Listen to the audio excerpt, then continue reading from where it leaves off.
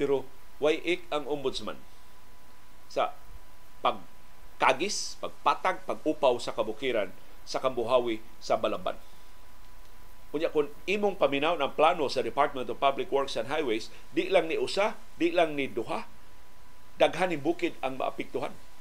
In fact, di lang usa, duha ka barangay ang makan-an ini maong proyekto. Ang road network ni sa barangay Kambuhawi, ang bag-ong Capitol Building at tutukuron sa pikas nga barangay, sumpay nga bukid diya sa lungsod sa Balamban. Na kung litrato lang sa social media ang atong basihan, mas dakog kadaot ang atong kabukiran sa Balamban. Nganong wa may ik ang buhatan sa ombudsman? Kana diha sa Bohol ang investigasyon sa ombudsman moto proprio. Wa ni pasaka og kaso batok nilang gobernador umentado. Ang ombudsman mismo base sa social media ug base sa media reports nilusad siya og investigasyon.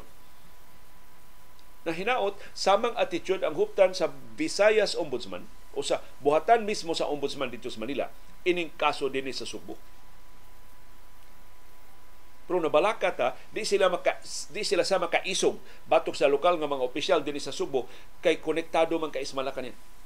Kurog man kay Malacañang ini mga opisyal dinhi sa Subo kay pila ba ka milyon ka boto ang maproduce sa Subo sa umaabot nga eleksyon kung ilang apikihon. Kanang Bohol di man kay nasuod sa administrasyon. Kay kana si Gobernador Aris Omentado, linya na ni kanhi Cabinet Secretary June Ivasco nga sinaligan ni kanhi Presidente Rodrigo Duterte. So hinaot, dili ni iagig linya-linyas politika ang pag-imbestigar sa buhatan sa ombudsman. Ang